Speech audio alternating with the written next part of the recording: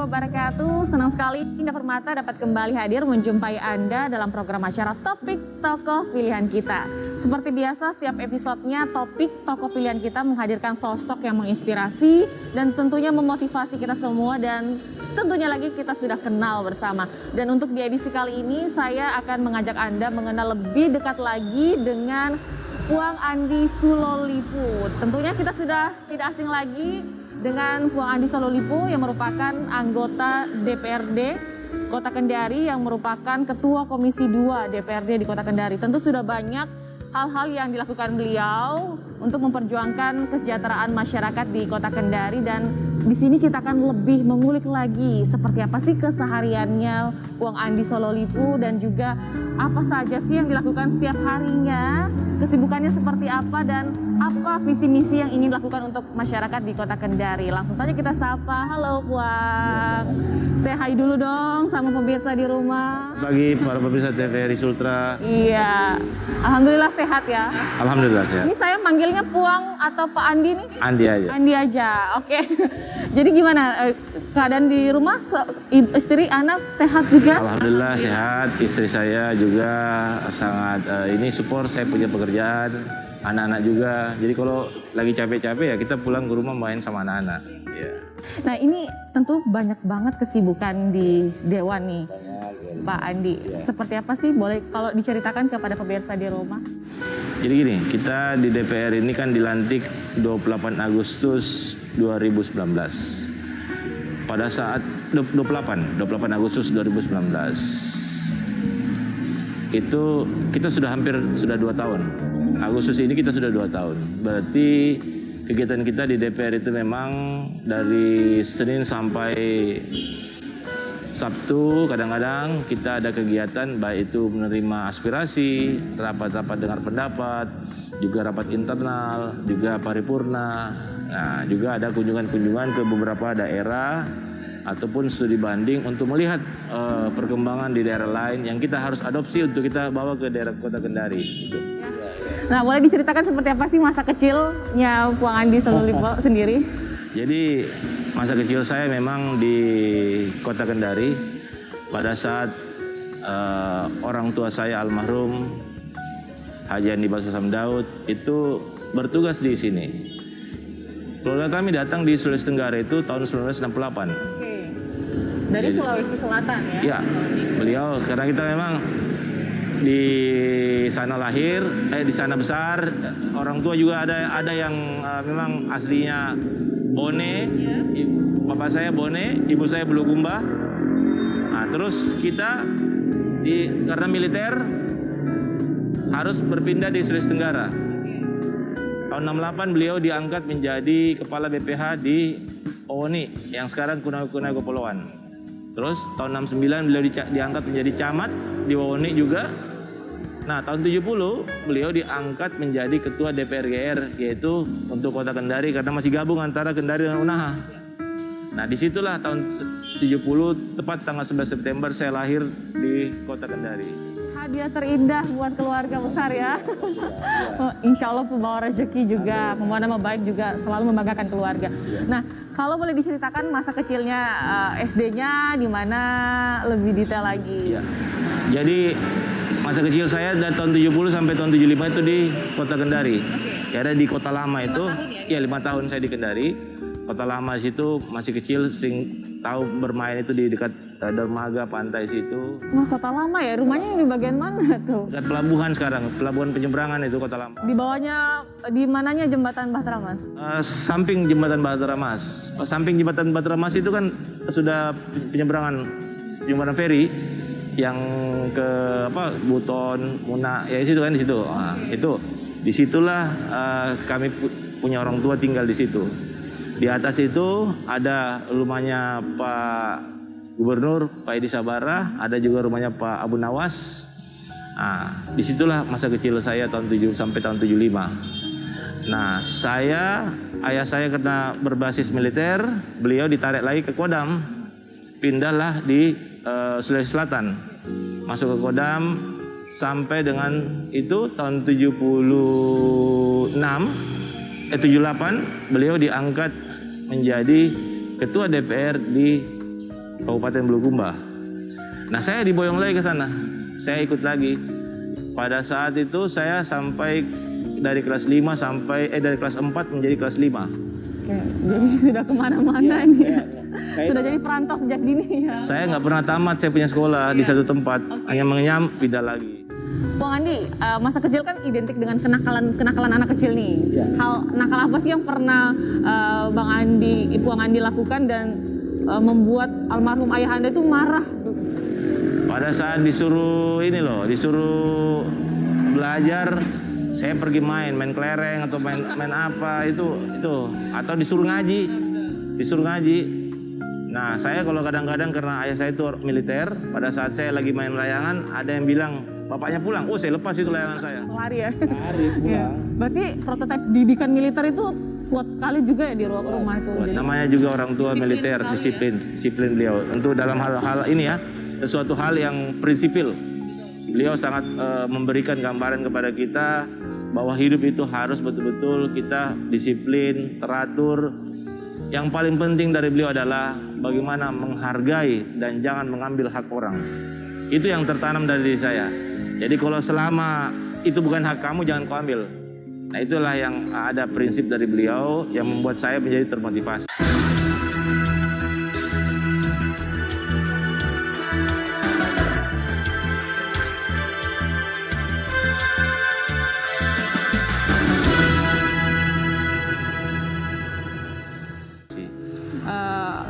di dunia politik. Nah, kenapa nggak memilih di militer? Saya punya sejarah, Mbak. Saya waktu sekolah di sini, saya kan tamat di sini, di SMA Mandonga. Jadi saya datang lagi ke Sulawesi Tenggara itu tahun 1988. Pada saat almarhum ayah saya diminta lagi untuk datang ke Sulawesi Tenggara untuk mengabdi di Sulawesi Tenggara. Karena beliau ini adalah sebagian orang-orang yang ada di Sulawesi Tenggara ini adalah teman beliau. Diminta lagi, beliau masuklah di DPR Provinsi Sulawesi Tenggara. Saya pindah lagi di SMA Mandonga di kelas 2, dari kelas 2 situ. Nah, pada saat itu saya mau 89 tamat itu, saya dikasih tahu sama ayah saya, nanti kamu tes militer ya, kamu tes Akmil gitu loh. Akabri. Saya bilang iya, saya iya. Tapi namanya kita bergaul dengan tetangga-tetangga, teman-teman, ya namanya juga kita sempat main domino, begadang, lupa bahwa itu hari-hari tes. Kebiasaan anak remaja ya? Iya, lupa pada saat itu hari tes. Ternyata kita lagi main berdiri sampai jam berapa. Saya tidak tahu bahwa itu hari Pantohir. Ya. Saya udah gak ikut. Mau ikut lagi, kan tidak enak. Tidak mungkin, sudah nomor kita sudah lewat. Akhirnya saya ditanya sama orang tua saya, kenapa kamu tidak lulus? Saya bilang sulit, padahal saya nggak ikut tes itu loh. Saya termasuk berdosa juga sama orang tua almarhum belum tahu sampai sekarang nih alasan aslinya? Terakhir dia baru tahu setelah saya diterima di Unhas. Saya bilang saya bayar nanti karena saya akan ikut tes Sipenmaru. Saya bilang saya akan lulus di Sipenmaru. Nah, setelah itu saya lolos di Sipenmaru, masuk di Fakultas Sosial Ekonomi Pertanian. Saya sampaikan bahwa kemarin sebenarnya saya tidak ikut tes karena main gaple. Akhirnya dia bilang, itulah kau, pokoknya sekarang tidak usah lagi yang begitu-begitu. Beliau itu mengarahkan yang betul-betul bagus. Ya, iya. Nah, jadi kita mau apa, namanya juga bukan nasib kita ya. Jadi rezekinya iya. Nah, kalau boleh diceritakan sejarah atau seperti apa sih pendidikan, kalau tadi Bang Puang Andi sudah sebutkan bahwa pernah juga di pertanian ya. Iya. Terus basicnya juga LSM-nya, ini boleh diceritakan juga nih. Jadi, pengalaman berorganisasinya Puang Andi. Dulu kan saya idealisme saya itu pada saat saya tamat di universitas, saya harus sudah langsung kerja. Saya sempat merantau ke Jakarta, Mbak. Saya merantau itu di Jakarta pada saat era jatuhnya rezim Orde Baru. Saya sempat ditempatkan juga di salah satu pabrik kelapa sawit di Kalimantan Barat.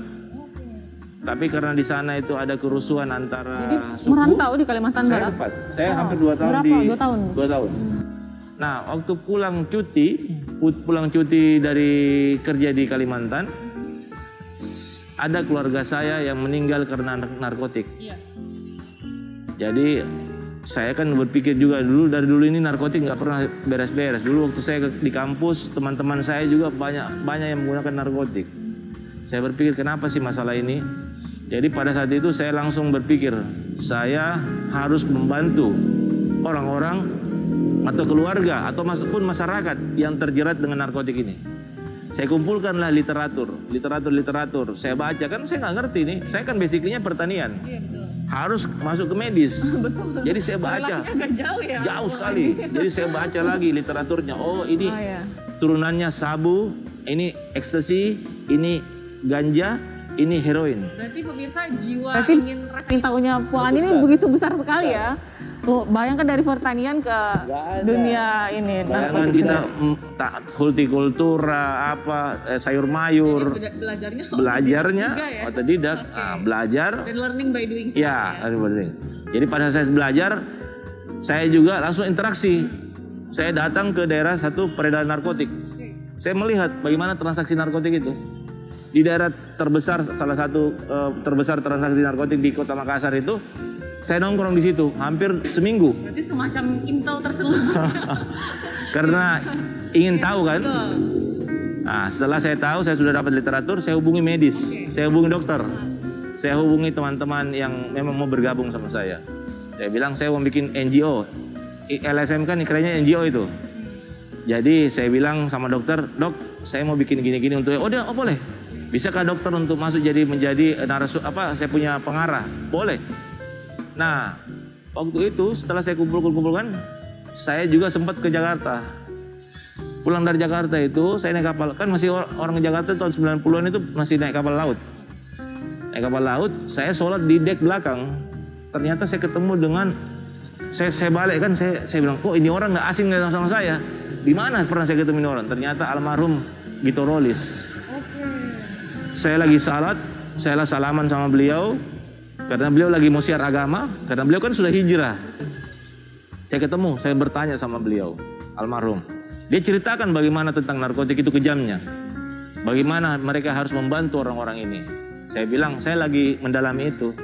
Akhirnya, saya ajaklah beliau untuk melakukan edukasi kepada masyarakat. Nah, pada saat saya membuat NGO itu, Mbak, saya sudah fikskan, dan saya tidak kasih tahu orang tua saya.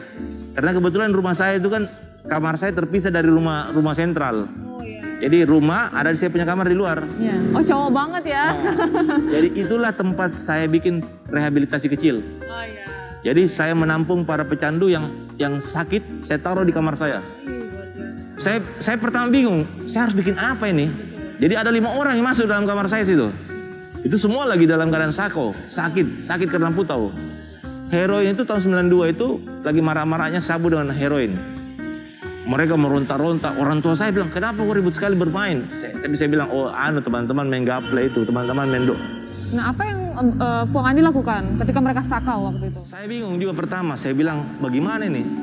Saya akhirnya buka literatur lagi di internet. Saya buka, mereka harus dilawan dengan hati. Narkotik itu harus ya.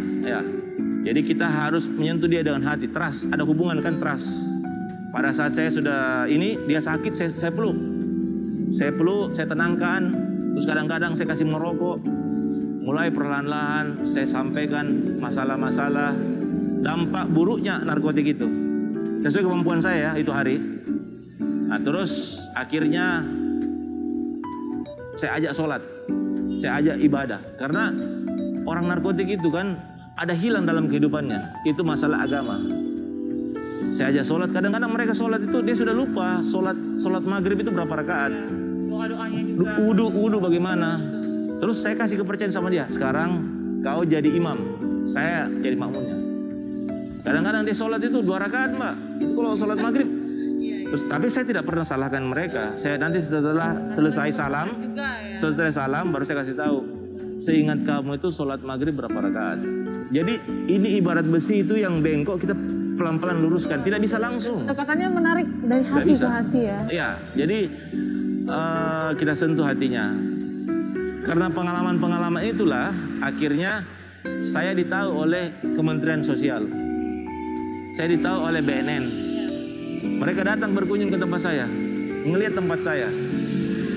Dia tanya sama saya, kok Pak Andi punya tempat yang kayak kecil begini berani bikin rehab? Saya bilang, kalau saya nggak berani kapan lagi saya mulai. Kenapa saya berani? Karena saya mempunyai keluarga yang hilang karena narkotik. Jadi saya melihat bagaimana saya punya keluarga itu setelah dia meninggal ditaruh sama temannya di deker. Dia udah overdosis, ditaruh begitu. Berarti tidak ada harga manusia karena narkotik itu.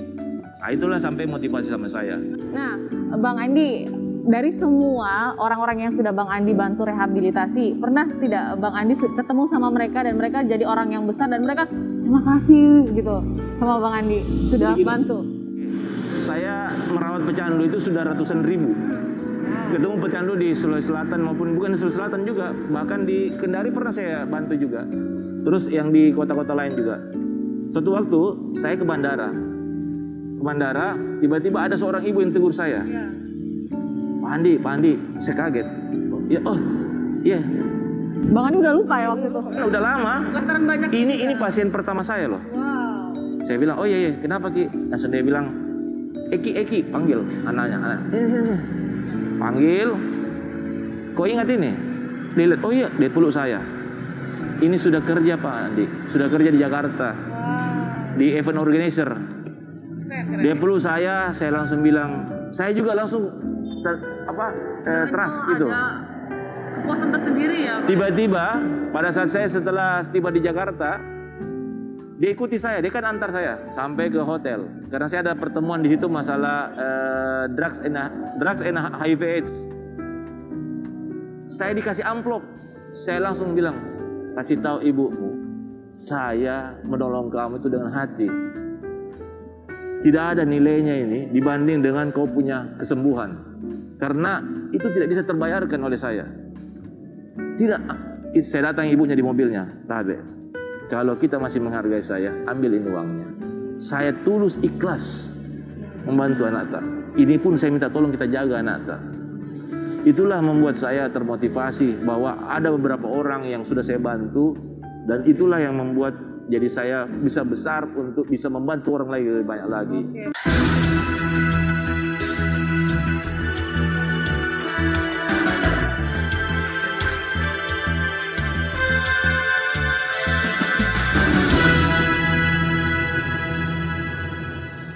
Bantu orang lebih banyak lagi. Nah, makanya ini masuk di dunia politik. Ya, mungkin supaya lebih banyak lagi orang-orang yang dibantu. Nah, sama Bang Andi nih, boleh diceritakan di Dewan sendiri kegiatannya di Komisi 2 DPRD Kota Kendari sendiri membidangi apa saja dan seperti apa saja hal-hal yang sudah dilakukan oleh Bang Andi sendiri.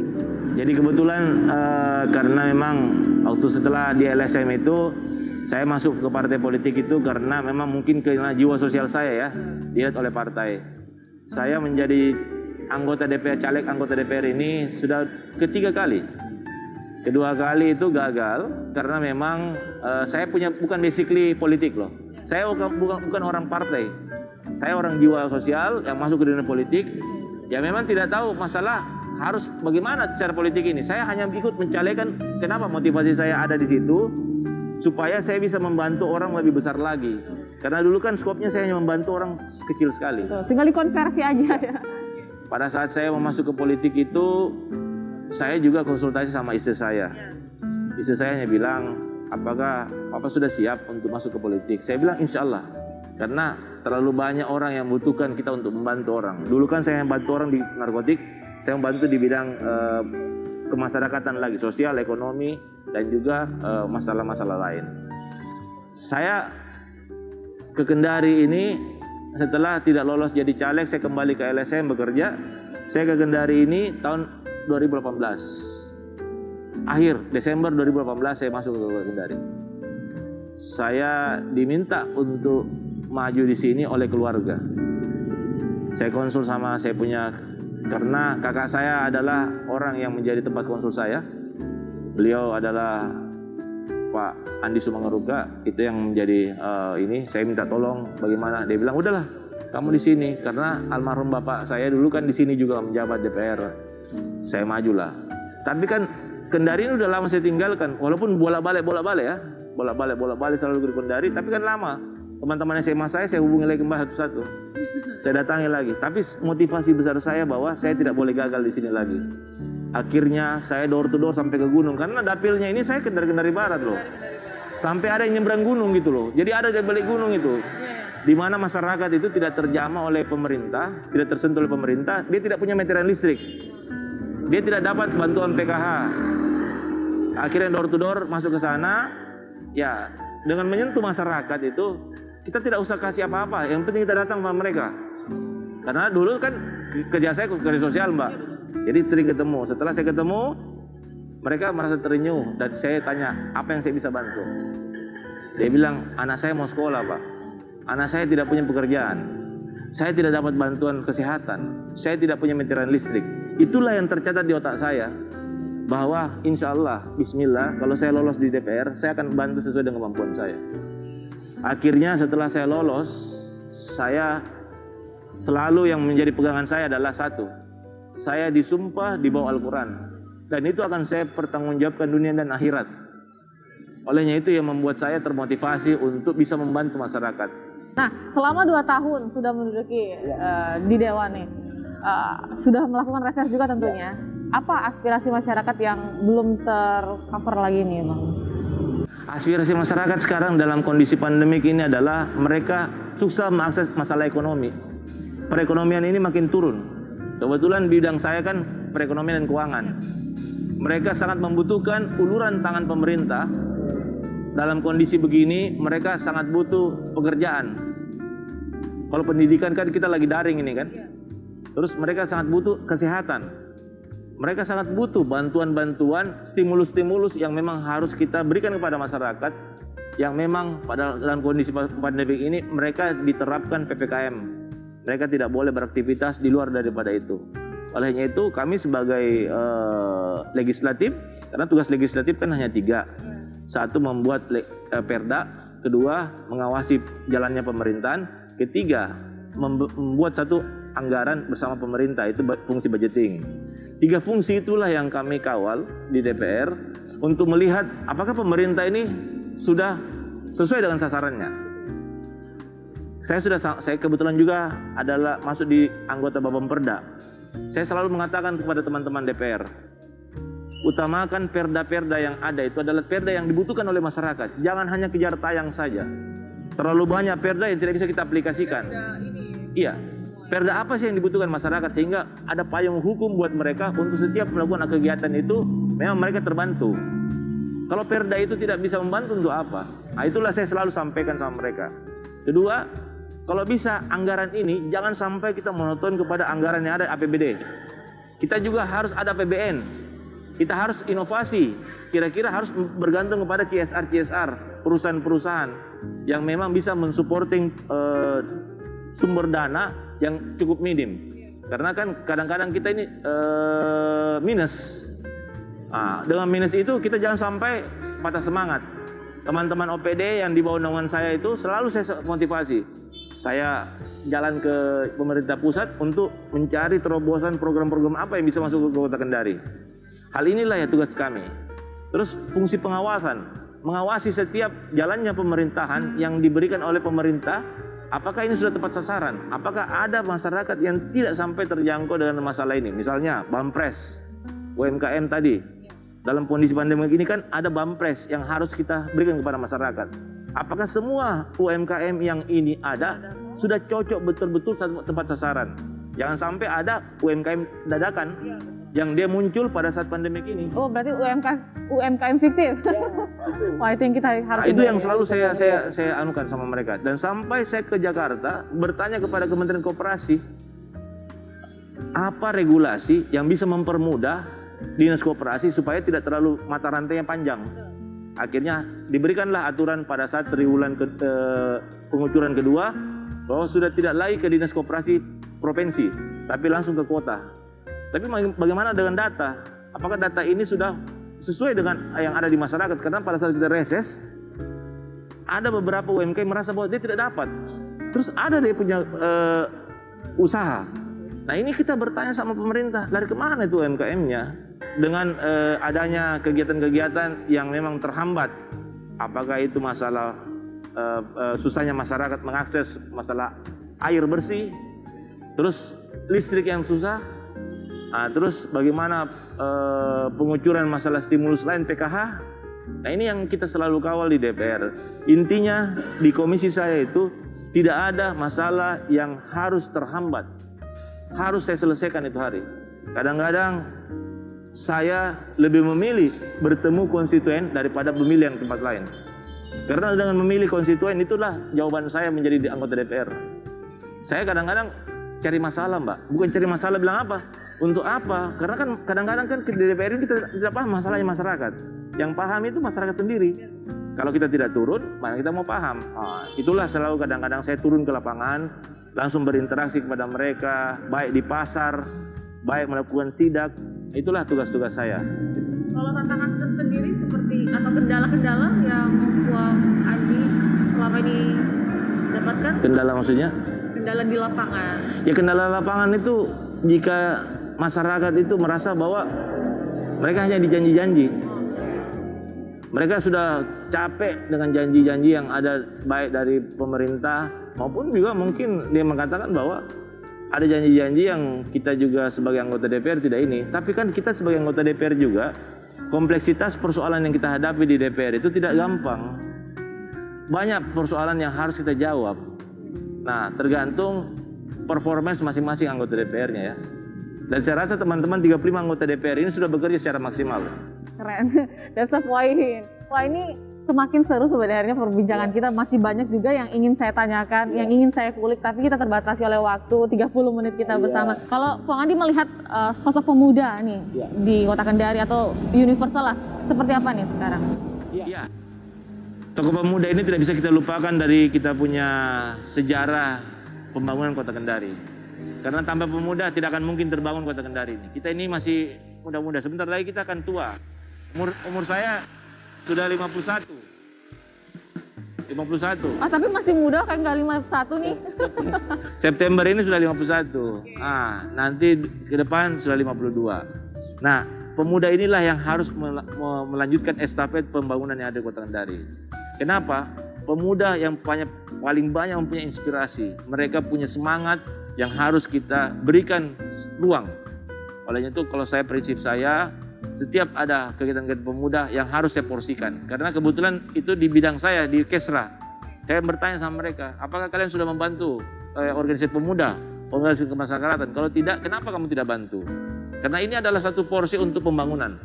Olehnya itu harapan saya, pemuda-pemuda Kota Kendari dan Sulawesi Tenggara, jangan sampai kita kalah dengan situasi pandemik ini. Pemuda harus tetap semangat, bangkit, dan berkreativitas. Banyak ruang-ruang yang kita harus kerjakan bersama-sama. Mari kita rangkul mereka sebagai bahagian daripada pembangunan yang ada di Kota Kendari. Tanpa pemuda, Kendari tidak akan mungkin jadi maju dan makmur. Pemuda adalah tokoh yang harus kita kedepankan dalam pembangunan ini. Mahasiswa, organisasi pemuda, kita harapkan bisa mengontrol pemerintahan, bisa mengontrol kami di DPR dalam kinerja-kinerja kami. Tanpa mereka, kami juga tidak punya fungsi kontrol. Olehnya itu yang kita harapkan ke depan. Bersama-sama ya, bersinergi bersama ya, Bang Andi. Baik, Bang Andi, terima kasih atas perbincangan yang menarik dan inspiratif. Tentunya banyak pelajaran yang saya bisa dapatkan dari Bang Andi sendiri. Semoga semua pemimpin-pemimpin yang telah kita pilih ini dapat menjalankan tugasnya dengan baik, visi misinya dengan baik, dan tentunya dapat mengayomi masyarakat, mengawal masyarakat hingga sampai sejahtera. Dan demikian topik tokoh pilihan kita edisi kali ini. Saya Ida Permata pamit undur diri, sampai jumpa.